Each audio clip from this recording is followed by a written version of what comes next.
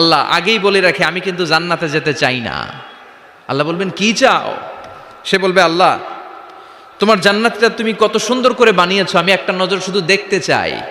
জান্নাতের দরজার সামনে নিয়ে যদি আমারে বসিয়ে রাখো, দ্যাটস ইনাফ, আর কিছু চাই না, শুধু জান্নাতের দরজার সামনে। আল্লাহ বললেন তুই না ওয়াদা করেছিস, তুই না চুক্তি করেছিস। সে বলবে আল্লাহ আমারে হতভাগা বানাইয়া তোমার কি লাভ? সুবহানাল্লাহ পড়েন। আমারে তুমি হতভাগা বানিও না। আল্লাহ বলে ঠিক আছে, আবার সিগনেচার কর যে জান্নাতের দরজার সামনে বসিয়ে দিলে আর কিছু চাবি না। সে সিগনেচার করে বলে আমি চাবো না।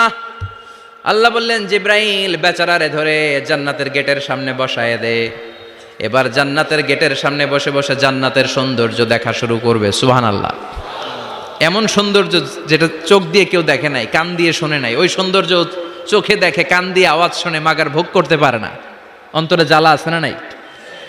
এয়ার কন্ডিশনের রুমে ঢুকতে না পারলেও, এয়ার কন্ডিশনের রুমের দরজার বাইরে দাঁড়ালো, এয়ার কন্ডিশনের রুমের একটা ঠান্ডা বাতাস গায়ে লাগে না?